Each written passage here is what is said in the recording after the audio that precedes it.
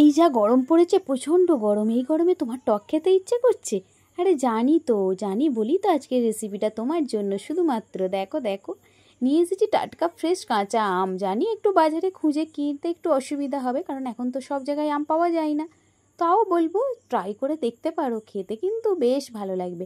মানে তোমার মন সত্যিই জুড়ে যাবে। তো চলো রেসিপিটা বলতে বলতে একটু শুরু করি। কিভাবে করেছি।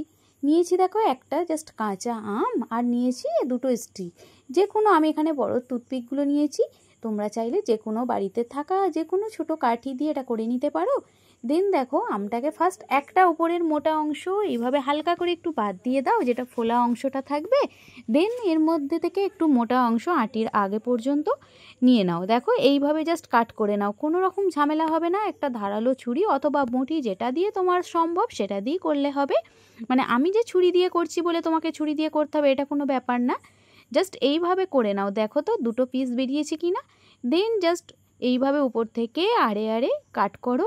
কোনো রকমভাবে ডিপ না যাতে হয়ে যায় তার জন্য স্টিকগুলো, নইলে কিন্তু তুমি করতেই পারো নর্মালি হাতে করে।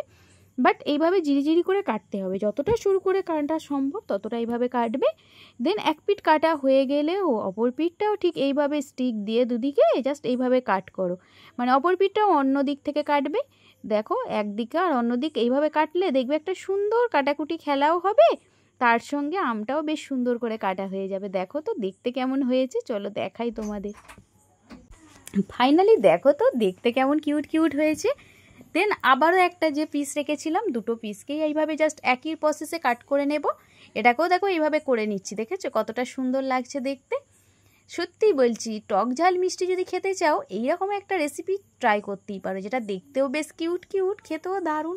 তো চলো পুরো রেসিপিটা দেখতে থাকো আমার সঙ্গে, তাহলেই জানতে পারবে কতটা সুন্দর হয়েছে। এই যে দেখো, দেখেছো এইভাবে তোমরা আলুকেও কেটে করতে পারো। আলু ফ্রাই, যেটা পটেটো ফ্রাই বলতে পারো। নেক্সট চলো কিছু মশলা অ্যাড করে নিই। তার মধ্যে নিয়েছি দেখো বিট লবণ, নর্মাল নুন মানে সাধারণ নুন যেটা, সাধারণ লবণ, আর নিয়েছি একটু কাশ্মীরি লঙ্কার গুঁড়োর সঙ্গে ঝাল লঙ্কা গুঁড়ো দিয়ে দুটো একসঙ্গে সবগুলো মিক্স করে নিয়ে এই স্টিকের মধ্যে দিয়ে এইভাবে জাস্ট উপর থেকে ছড়িয়ে দাও। দেখো তো দেখতে কেমন কিউট লাগছে। ফাইনাল লুকটা দেখলে আমিও তো অবাক, তোমরাও অবাক হবে, এতটা সুন্দর দেখতে হয়েছে। আর তার সঙ্গে খেতে তো জাস্ট জমে যাবে। যারা টক খেতে পছন্দ করো আমার মতো, তারা কিন্তু বেশ পছন্দ করবে এটা। দেখো তো দেখতে ফাইনালি দেখতে কেমন হয়। আর হ্যাঁ, সত্যি বলছি, এত সুন্দর রেসিপি তোমরা অবশ্যই কিন্তু ট্রাই করবে, যেটা দেখতেও সুন্দর খেতেও ভালো। এরকম রেসিপি ট্রাই না করলে হয় বলো? তো চলো এবার দেখিয়ে দিই তোমাদের। এই যে দেখো, ফাইনালি দেখতে কিন্তু বেশ সুন্দর হয়েছিল। এখন কাঁচা আম একটু খুঁজে বাজার থেকে কিনতে হবে, সহজে পাওয়া যায় না জানি, তাও কিন্তু আমি রেসিপিটা শেয়ার করলাম যেহেতু আমি বানিয়েছি। তোমরা পারলে যে কোনো সময় একবার ট্রাই করে দেখতেই পারো। দেখো জাস্ট ফাইনাল লুকটা দেখো, দেখেই জিভে জল আসবে। তোমার জল আসছে তো? জানি, তাই তো আজকের রেসিপিটা তোমাদের সঙ্গে শেয়ার করলাম। চলো ভালো লাগলে অবশ্যই আমার পাশে থেকো। Bye, take care.